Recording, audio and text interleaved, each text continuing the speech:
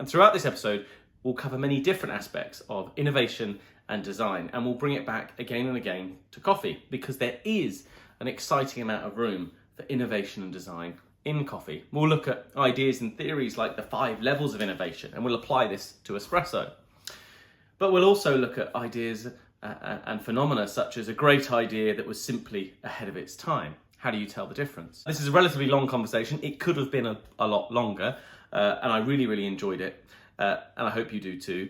Along the bottom of this video, I'm breaking it up into different segments, so you can skip to the parts of the conversation that you find the most interesting. Welcome, Luke. Thank you, Maxwell. Yeah, thanks for joining me. We're actually both not far from each other at all, because we both live in Bath. Yeah, we've both got the same gloomy weather today. Lots of clouds and drizzle and rain. I don't know how long we've known each other now. It's not that long. No, maybe a year and a half, something like that. Yeah. I think that happened. I mean, you did reach out about a coffee project you were working on, but what I distinctly remember was your very generous, unsolicited 20-page design review of water. Yeah, I did send you an opinion piece, didn't I? It was great. But it was really valuable for me because your background is in innovation design, but particularly consumer products. Yeah, consumer products, that's right. So you worked in the automobile industry for Jaguar Land Rover, and now you work on all sorts of different projects, but nearly always thinking about what the customer, what's great for someone, right? Yeah, exactly. And obviously, I think you've got an interest in coffee, right? So there's a natural crossover. When did you get interested in coffee? Oh, it was when I was working at Jaguar Land Rover.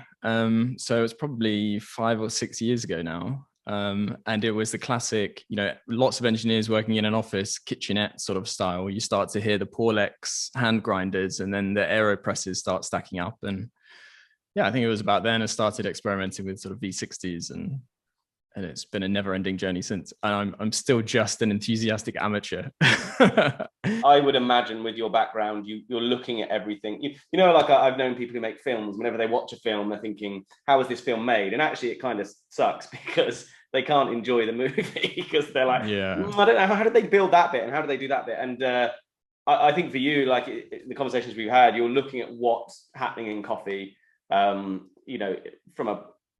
not really just from a product point of view, because why do you create a product? Well, you create one because it's going to make a cup of coffee. So you're looking at what people want from coffee and then going, oh, that's interesting. People use these products. There's lots of holes, right? People using products going, well, this is what we've got. And then your brain starts to go, well, exactly. How could you do this differently?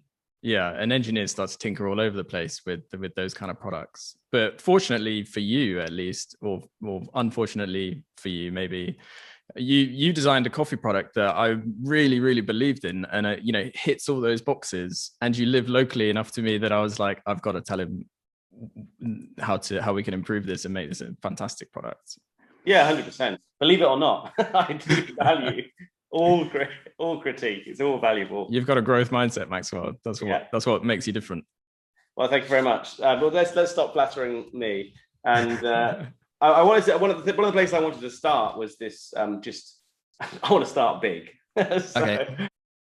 People always say water for coffee starts big. It starts with the beginning of the universe. But but with this, I think for me, it all starts with ideas, right? We all have ideas. Yeah. And I guess one of my questions is, well, what makes a good idea and a bad idea? And then once you've kind of defined that, what's the journey to turning that idea into reality? And in this case, I think let's focus on making a product. Sure. Someone out there's got an idea, they've seen a problem they'd like to solve, or just something that could be a bit nicer, etc. And then they go through that journey. You broke this sort of process up into 3 main areas. Yeah, that's right. Yeah. So when you work in the new product innovation department of a technology company, we'll just stop there for viewers. I just think it's worth to define the difference. So new product innovation and new product development, which are often reduced to acronyms MPI and MPD, right? That's all right. Yeah. So new product innovation is creating the new ideas. So the invention from inception to will it work? So can we like make this work? So it's like the light bulb moment through to proof of concept. Yeah. And should we sell it? Should we make this? And then MPD? And then MPD are the troopers in the trenches that actually take that that idea out of you and say, okay, well, how are we going to actually manufacture this? How are we going to make this work? How are we going to test it? How are we going to make sure it doesn't kill people? How do we make sure it doesn't break in half the second time you use it?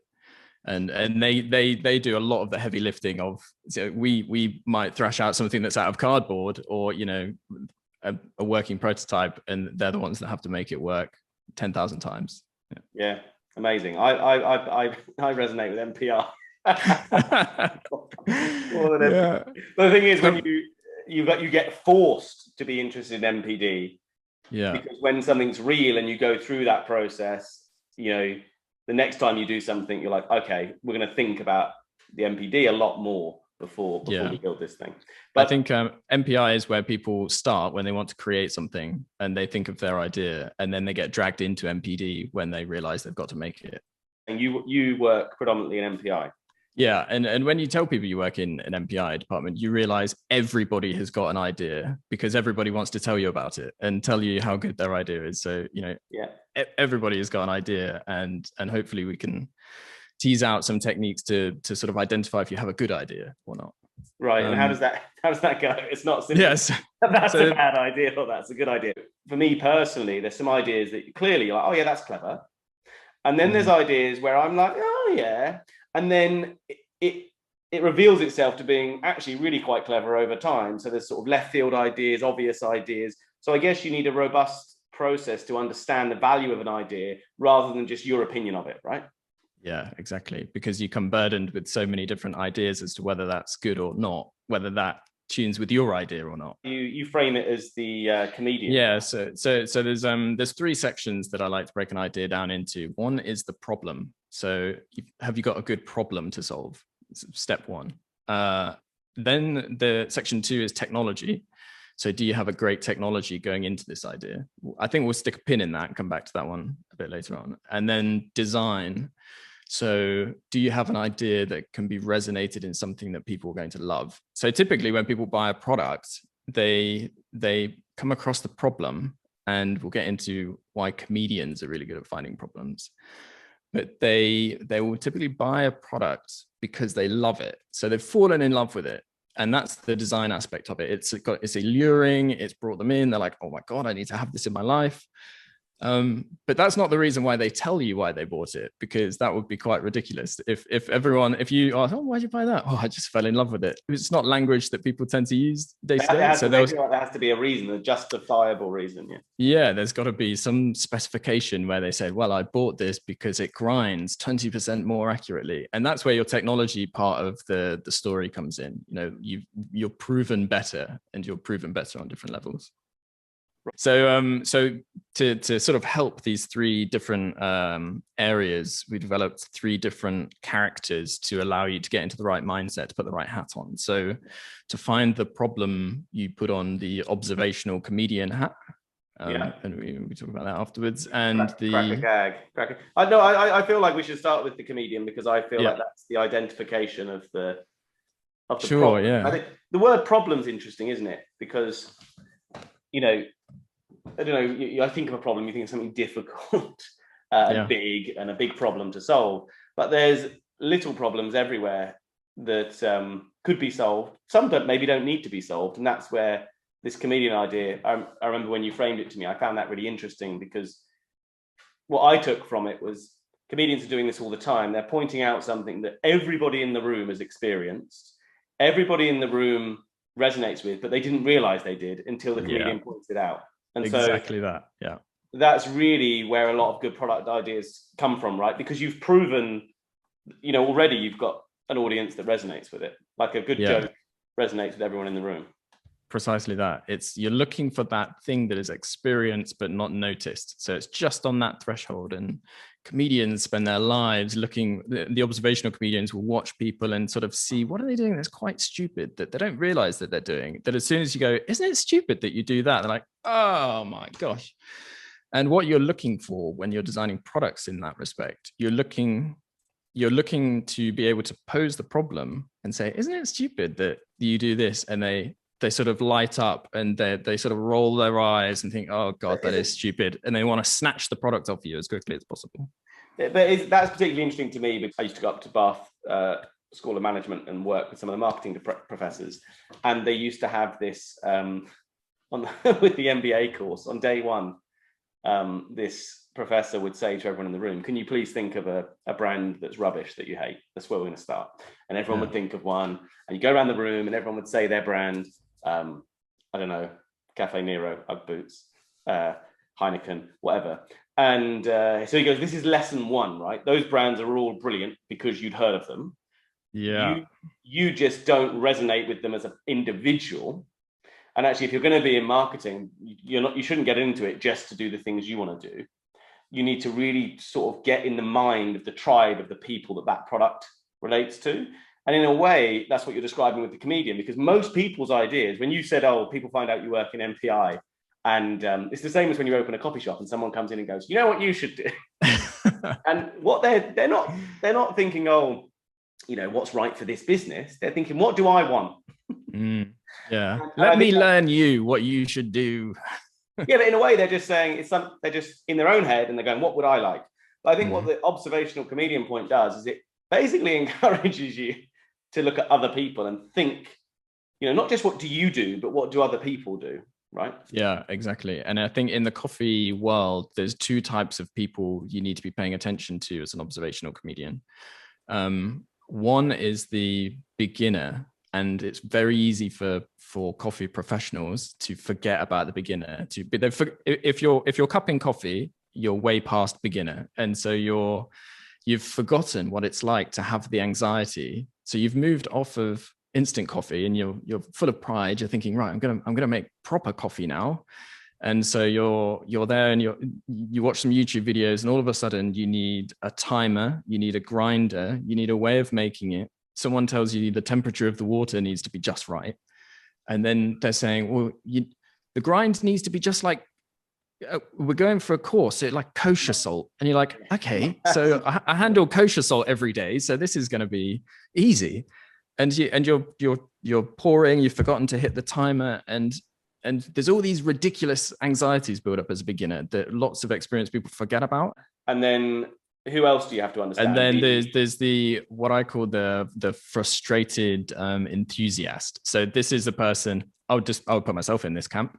So, you know, I'm sat there, I've got a niche zero grinder, I've got a Stag EKG kettle, I've got the Hario, I've got the Acacia timer, and I'm there trying to make an AeroPress, and I'm like, it's not consistent. I cannot make the same coffee twice. I can't make it delicious. And at that point, when I'm frustrated, you come along, and this is what happened. You come along and say, you know, Luke, because I'm thinking, well, I come to your shop and I've got, you're making it with an AeroPress, and I've bought the same beans, and, you know, I'm grinding well, and yada, yada, yada. And you say, well, you know, the water that comes into the coffee shop is actually filtered through this really technical, sophisticated system that you don't see because it's below the counter. And I'm like, oh, the water, of course, the water. So then I buy one of your Peak jugs, try the water, and I'm like, bang, you know, fruity flavors start coming through.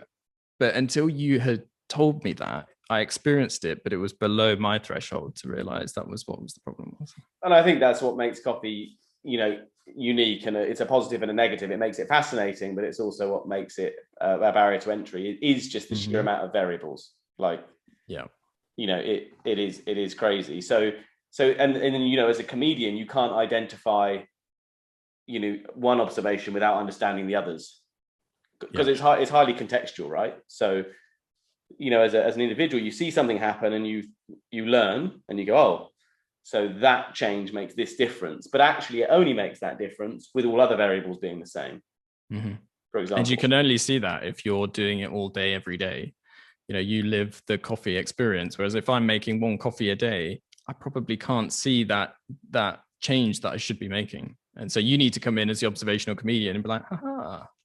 And so, for example, if you said, okay, look, coffee making is really hard. What about, let's say your big idea is to solve all of that, to create a fully automated coffee system that makes the most incredible coffee in the world. You know, that that isn't a bad idea, right? It's an idea, yeah. Yeah.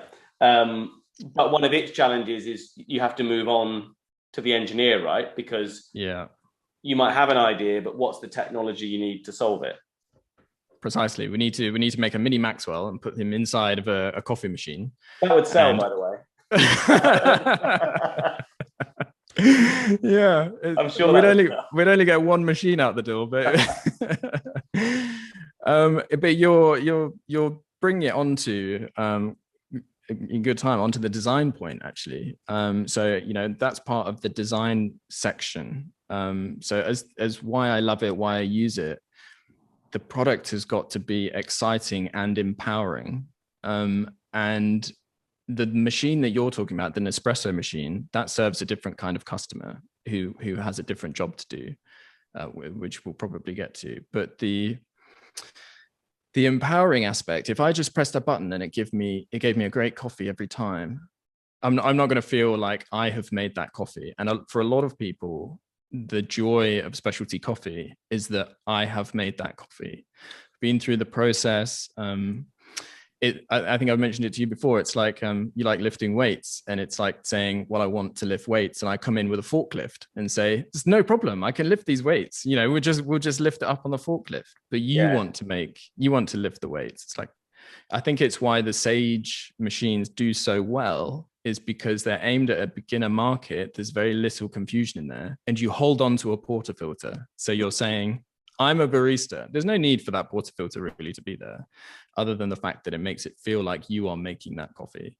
And it's like you're sat behind a coffee bar, and you get that feeling. That's what you're looking for. You're empowered to make the coffee. Yeah, it's a really strong point, because I think the conversation about brewing good coffee often just becomes a theoretical one about how to produce a great coffee in a cup. Mm-hmm. And it forgets that I often say that I think actually a lot of the specialty movement is a very analog movement, a bit like the rise in vinyl or something else, and it's something you can engage with, something physical, and it's a nice thing to do. And obviously it can be this is the thing, this double-edged sword, isn't it? It can be a nice thing to do or an excruciatingly painful thing to do. And then really that comes back to the customer type, right? Which is, there will be customers who want the Nespresso. Mm-hmm. And then there will be customers who want fully automated. There will be customers who want extremely manual. And so innovation in a field like coffee isn't really one product rules all. It's one product or one approach rules eight. It needs to own its tribe and its segment. Yeah, right? Absolutely. And there's a great there's a great innovation theory by a guy called Clayton Christensen, who wrote The Innovation Dilemma. Yeah, if you've heard of that guy, he's a hero among innovators, and he has this jobs to be done theory. So the reason why coffee innovation is so interesting is because there are so many different jobs to be done. So you have someone who's making coffee as a form of self-expression. They want to get these fruity flavor notes. You have the person who wants caffeine, and they're probably willing to just go for instant coffee because they just want the caffeine hit. You have the person who wants some entertainment on a commute, so they want a hot beverage to be commuting with. You have the person who's using coffee as a social lubricant. So if somebody comes around to my house and says, would you like a coffee? I'm probably going to make a Chemex, because the two of us can sit there. It's a beautiful thing. Objectively, it looks nice. Probably can't make the best coffee with it, but it's a nice thing to do. And we have it as a shared experience. And that solves that problem really well. If I'm going out the door to go to work, I'm not making a Chemex. I'm probably going to make an AeroPress or, hit the pod machine. So the fact that there are so many different jobs that coffee does means that there's lots of different areas for innovation, and you sort of have to pick which job you're solving. It's a bit of an odd sentence to say which job you're solving. Clayton says that you're basically hiring the object to do a job. And so once you've picked what job you're going to be solving, that allows you to innovate and design the product so much better, because someone's going to enjoy it for that reason. And I guess I'm interested in also, like, how do you, someone like yourself looking at coffee goes, oh, wow, from a designer's point of view, this is fascinating. I have found the same thing when I collaborated with scientists around research, but then you hit quite a lot of barriers. And I think the product one in particular, I feel like at the end of the day, for a product to be real, there has to be enough confidence, support, belief, passion, and all that it will work commercially. Yeah. And I wanted to come on to the 5 types of innovation. Yes. Which you introduced me to, which I found really interesting, because you also made a wry comment in the email that you sent me about this.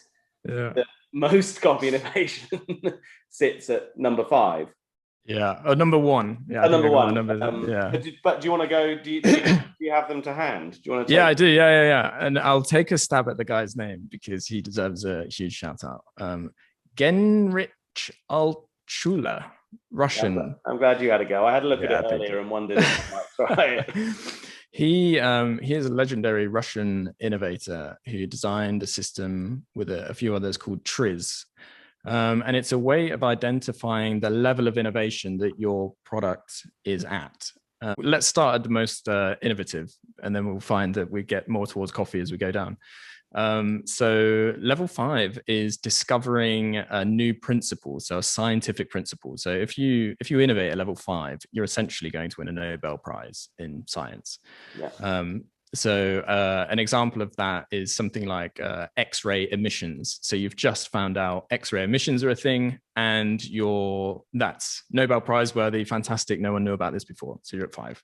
It's like it's a foundational principle of something.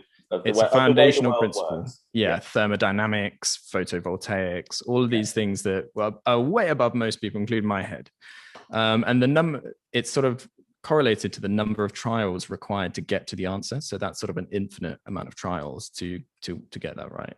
Right. So number 4 is like a radical new function. So it's a never before seen function using that scientific principle. So level 4 would be an X-ray used to see inside of your body.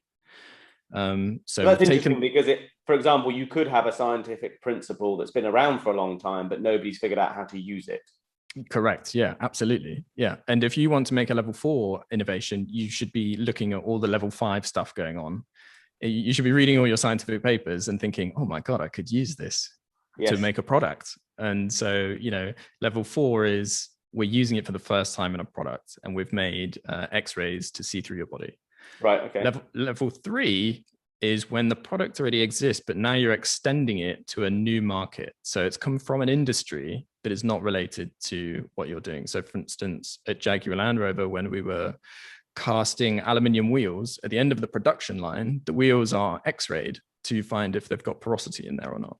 So we've taken X-rays from the medical field and we've put it into imaging alloy wheels. And just to be clear, sorry, porosity in cast alloy wheel would be bad because?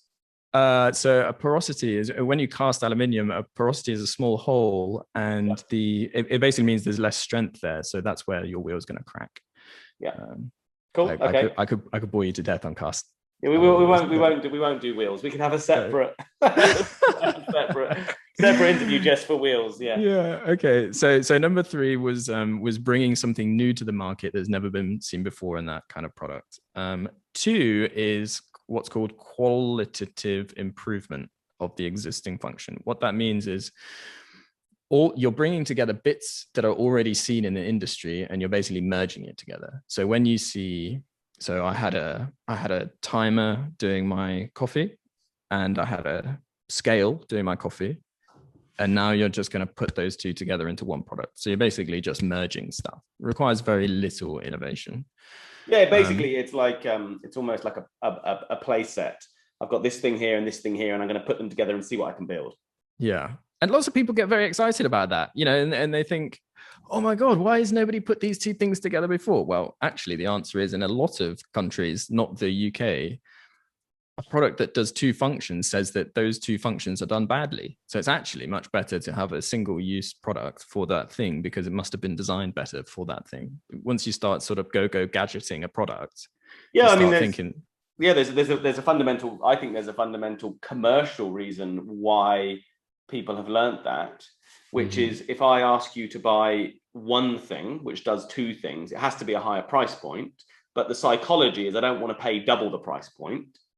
Yeah. So I think often you see something which is like a go gadget, And I think there's a fair reason to be suspicious of whether it's as good as the perfect version of each, right?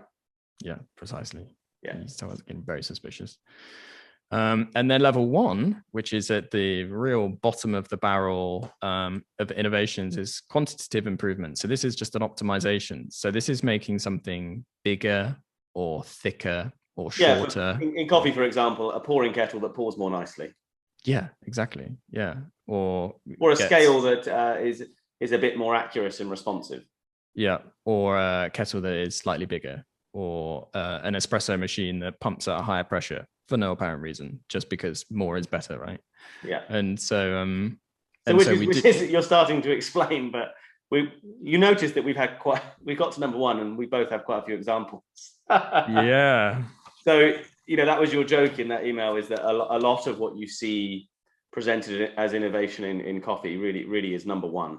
And number ones are very cheap to implement as well. So they're cheaper and they require less research, and the coffee industry doesn't appear to have many big tech companies looking into it. Or I think that's going to change, and we'll probably get onto that. But the amount of funding and time required for a level 1 versus a level 3 or 4 is vastly different.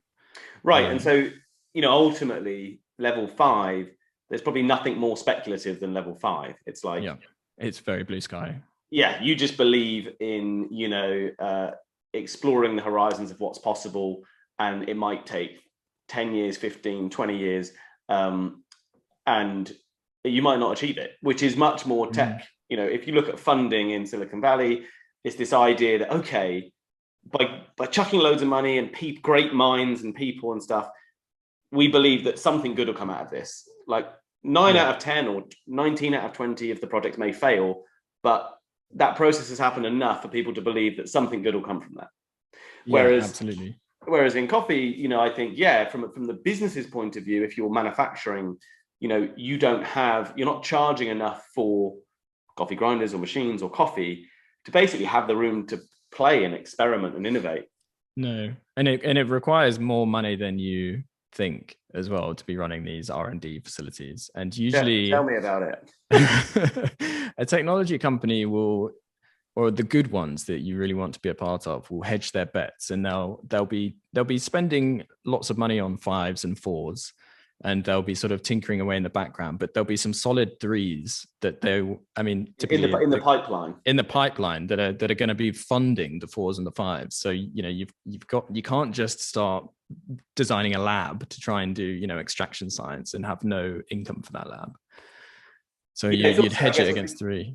What's interesting as well, I guess, is it makes sense if you're doing some 4s and 5s in an industry where if you do find something, it can funnel through into a 3, 2, and 1 effectively. Yeah, exactly. Yeah, I made a little example of making espresso, how that could layer from 1 to 5. Okay, yeah. If that's useful. Go do it. So sort of a level 1 innovation in making espresso would be making it hotter, brewing it for longer, preheating it, or adding more pressure, which seems to be the only sort of point of difference between a lot of these espresso machines, right? Yes. Number 2 would be merging. So you're now putting in scales or a PID sensor or a timer, or you're not just relying on one function. You're now adding more functions. So you've merged a few different things into one espresso machine. Right. And then I think 3 is where we've not. 3, I would put Spin into the category of for those 3 innovation. Spin is a startup based in the Netherlands that has had a lot of funding actually, and basically has taken the concept of brewing coffee with a centrifuge, which is actually how Vertuo's new Nespresso systems work. I don't want to get this wrong, so this comes with a big caveat of I'm not sure, but I'm pretty sure the patent to brew coffee like this, which is it's not just a centrifuge, importantly, it's a variable centrifuge, was created by an engineer who worked at Jacob Douwe Egberts. And I'm pretty sure he licensed it to Nespresso and then worked with Spin. So there's 2 companies out there really playing with this. And what I love about Spin that fascinates me is, so centrifuge seems to be possibly the most consistent way to brew coffee, but also that out of one brewing system, you can brew high strength espresso with crema or low strength filter without, all from the same system. So it's pretty amazing. And so that you can already see the value of a level 3 innovation in the coffee there, right? They've taken a centrifuge, which is not new science and it's not a new product, it's never seen before. They've just taken it from somewhere else, not just, it's very hard work, and implemented it into coffee. And when you put that level of innovation in, you get the rewards off the back end if it works. If it works, which is what they're going to be getting. So a level 4 for espresso would be something never before seen in industry at all, which is very hard to come up with an example without getting companies into trouble that are working on level 4s. But something like imagine like a microwave extraction, a way of extracting coffee with microwaves, for instance, never seen before in any industry. So that would be a level 4 innovation. And a level 5 would be discovering that extraction behavior is different at different temperatures and pressures, and understanding the scientific method of extraction, which is also incredibly difficult. But that would be the level 5s. Yeah, that you find a foundational principle about espresso brewing that is currently not understood. Yeah, absolutely. And then you start implementing it into products as you go down. And you go back down. Yeah. I mean, I personally, I feel myself drawn to, I got into coffee because I was interested in 4 and 5. For me, you go on a journey to ask why. That's where it, and then when you have somewhere where you don't know why something works, but importantly, that stops you making coffee better, right? Because just asking why because of why, well, that's amazing. That's what we do with the world all the time. It's amazing to understand the world. But that crossover is where the why is stopping you moving something forward, right? Yeah, exactly. There's an invisible barrier, and you're trying to find out what that is through asking why. And so I think this is all fascinating. And when we caught up last time, one of the bits that sort of stuck with me was this. The timing of innovation and this idea, I think you said to me, a 15-year cycle. Yeah. A lot of industry for someone actually does, let's say 5 and 4, but it doesn't come through into actually taking hold in the marketplace for 15 years and maybe longer, would that be electric cars or? Absolutely. Yeah. Which is someone created it a long time ago. And that's interesting as well, because I think so far in this whole, we're starting with saying, okay, what do people want? So the comedian. But it's more than that. It's that even if you create what they want, it might take a long time for them to become comfortable with that technology. And I don't know how you sum that up from an innovator's point of view. Is it called something? It's called Maya, MAYA, which is most advanced yet acceptable. And it's been used on a lot of products, actually. There's one guy, I'm forgetting his name, who came up with this principle. He designed things like the Coca-Cola bottle, for instance, and a few other like really key products. And it basically goes to say you need to have a product. People get freaked out if you give them the future too early. And so they often need baby steps to get there. And so, if you'd have tried to give me Uber 15 years ago before the iPhone, I'd have freaked out and not know what to do about that. Right. And so it's, you need these stepping stone technologies to walk you there. Yeah. And often I guess the Uber one's an interesting example, and maybe the electric car one is too, is that a product doesn't sit alone. It's something that it's in a world around other products and other ways that we do things. So it requires, I think I've always said this about, the recycling one, right? Which is, if you said to me, look, we've got a solution for takeaway cups. This cup theoretically will 100% solve the problem, but it requires a 50 or 100% change of behavior from consumers, right?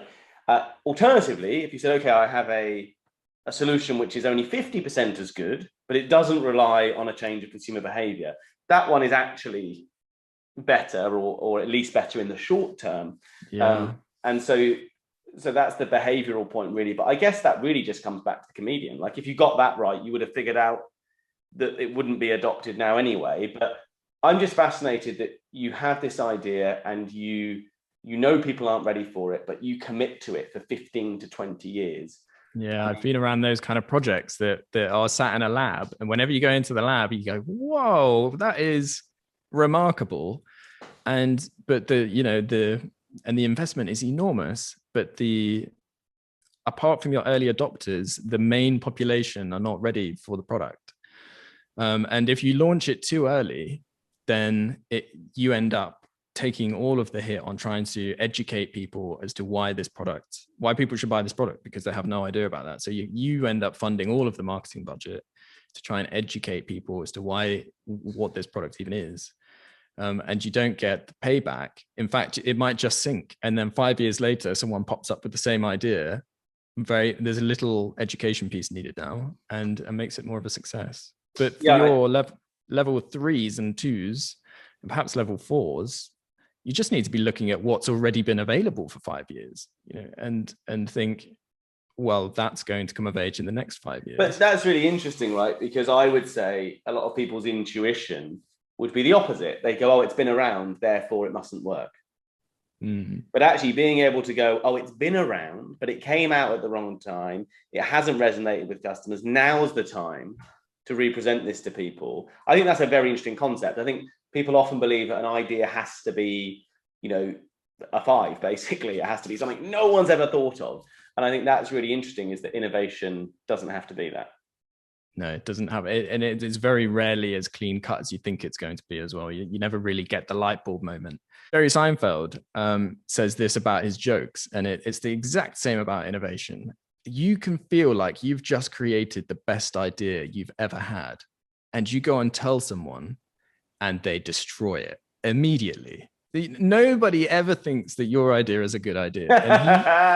And he says that he gives himself this grace period where he says once he comes up with a joke, he will sit on it for 24 hours and not tell a single soul about it. And he will revel in the joy of creating that joke.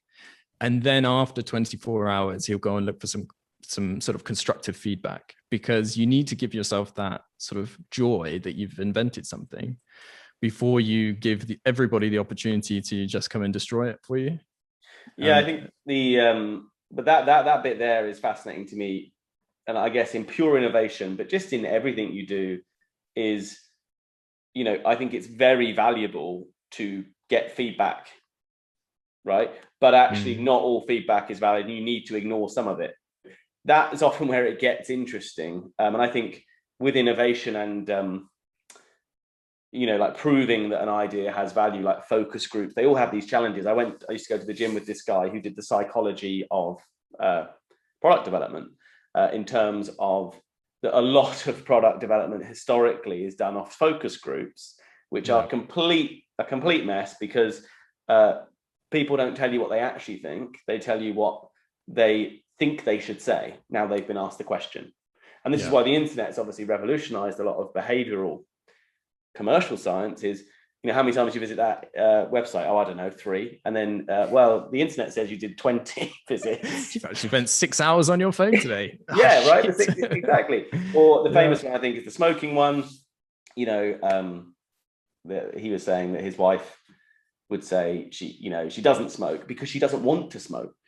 But then 2 days later, she has a fag, but she wouldn't say that is her smoking. So there's all this you have to unpick when you ask someone to give some feedback. Yeah, you sort of just need to give it to them and see if you get the comedian laugh. Like, that's the greatest thing about comedians. They know if their joke's funny because people laugh at it. So they get that instant feedback. And there's the famous Steve Jobs quote. He says that people don't know what they want until you give it to them. I'm really interested in cultures and environments that help with innovation and creativity. How do you foster, the right balance between sort of like a rampant idea creation, but also, doubling down on the good ideas, developing them in the right way, building these teams? Because I was listening to a podcast recently about it was basically how to stop making bad decisions. But it was really, for me, it was about the bias that comes with your own project. So in an organization, everyone gets given responsibilities and they end up with projects, and those projects become their babies. And then they stop being as critical about that project as they would be about others, because it's their baby and it reflects their success.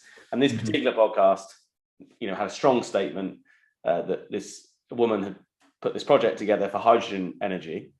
And the idea was she had 18 months, and she got to the 18-month point. She'd gone around the world, developed the supply chains, the partners, and actually she went back to her bosses and said, it doesn't stack up. I think you should shut it down.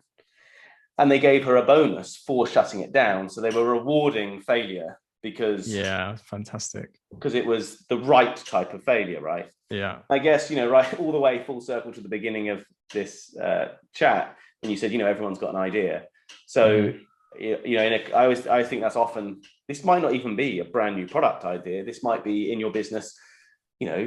How should we sell our coffee, or what should the marketing look like, or should we do an event, or should we give away tables stuff there or not? It could be anything. Like, how do you build those teams and environments that become like a positive channel of exploring those things, rather than just everyone's got a different idea? Yeah, well, I think a lot of that is embedded into the people that you choose to surround yourself with, and then the frameworks that you're using. Most people don't have a framework for anything. Most people don't choose to make a decision based on something that they've pre-agreed that we're going to make this decision based on. So some of the most creative and innovative places I've worked have often started with the group of people deciding what success looks like to them. And then you ask for criticism on your idea. Am I meeting success? I'm very doubtful of myself and my own ideas. And to be able to have the vulnerability in a group of people to say, I'm not sure this is any good. Do you think this is any good? But then once you're at the idea stage, the only real way to find out if you've got a good idea is the Mark Randolph quote, is to collide it with reality. Like, an idea is only an idea whilst it's in your head. You need to get it out.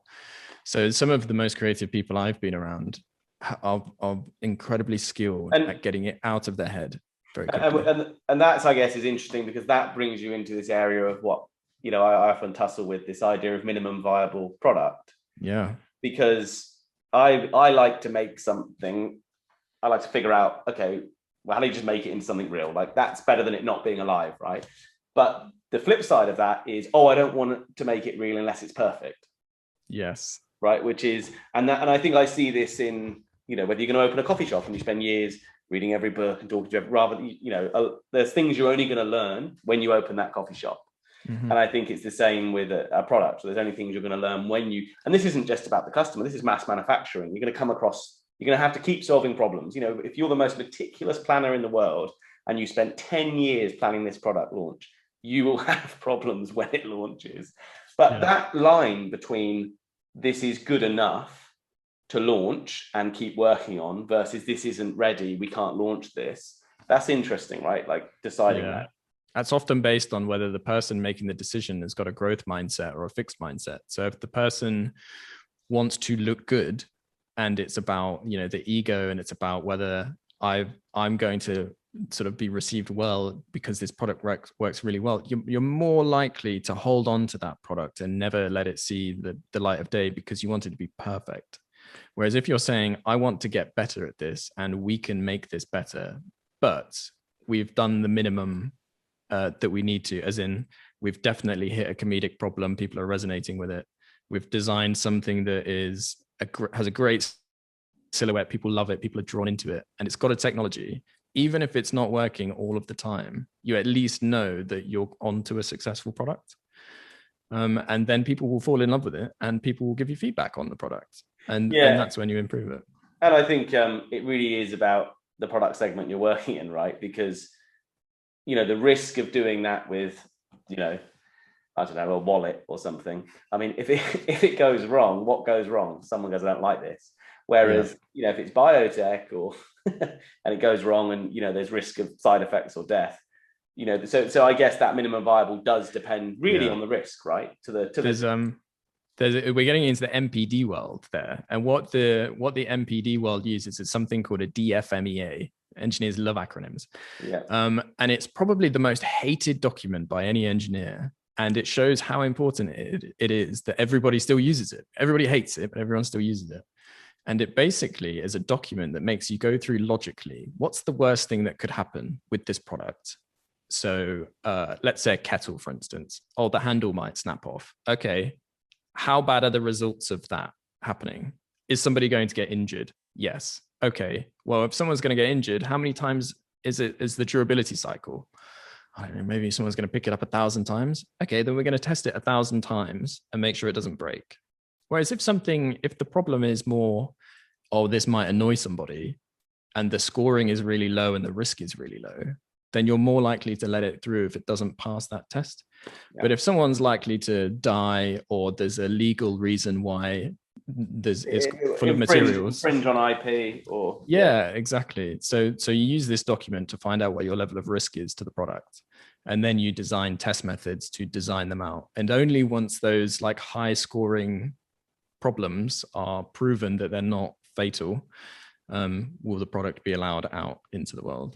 Interesting.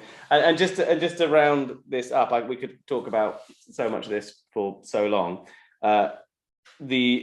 I think we've probably touched on this a little bit already. What do you think within the world of coffee? And I think we've talked a lot about preparation of coffee, and I think, you know, there's innovation potential throughout the whole supply chain of coffee. But what do you think some of the key areas that could have a lot of potential for innovation in coffee are? I think there's going to be more tech companies entering coffee in the next 5 to 10 years. I think at the moment, it feels like coffee has a few, medium-sized companies, perhaps, that are hitting level 2s and 1s. I always think of making coffee like baking a cake. It's quite, you can never guarantee someone is going to make a good coffee. There's so many variables in there. You know, you've got all the different variables. So as a product manufacturer, I can't guarantee you good coffee. I can only guarantee you better coffee. And if you think of making a cake, it's the ingredients, lots of equipment. And I think so many people at the minute are hung up on designing a better spatula. They're thinking, okay, maybe my tamping little rig needs to be better. Maybe these little things need to be better. But there are tech companies looking at improving the oven and improving the whole experience. And I think those sort of bigger ideas will start to come into the fore. But to give the average person a bad spatula isn't necessarily going to ruin their cake if they've got an oven that doesn't work, or if they've got a mixing bowl that's got holes in it. You know, there's I think probably stretch that analogy a bit too far, but the world of coffee, I think, is going to see some quite large differences. And a lot of the Kickstarter products are much better designed. There's lots of nice aesthetics going on Kickstarter, but I think a lot of the bigger companies will start to enter the game. And that comes back to the value piece, I think, with being seeing whether we're talking about paying more for green coffee or sustainability at a farm level. Ultimately, you have to increase the potential value, and that's what gives you headspace for more innovation, right? Yeah, absolutely. Cool. All right, Luke. Well, I'm going to leave it there. It's been great. Thanks for sharing your sort of thoughts and insights from an innovation and design background. And yeah, let's see what the future of innovation in coffee holds. Yeah, that's great. Thanks for talking, Maxwell. And that is a wrap. This definitely won't be the last conversation on innovation in coffee. They are probably endless. Now, if you have a particular thought or query and you'd like to reach out to Luke, you can find him at Luke the Inventor on Instagram. I put his handle down in the description below. And please also remember that it is my Patreon that supports the creation of these videos. And also, if you liked and enjoyed the video, please do like, share, and subscribe.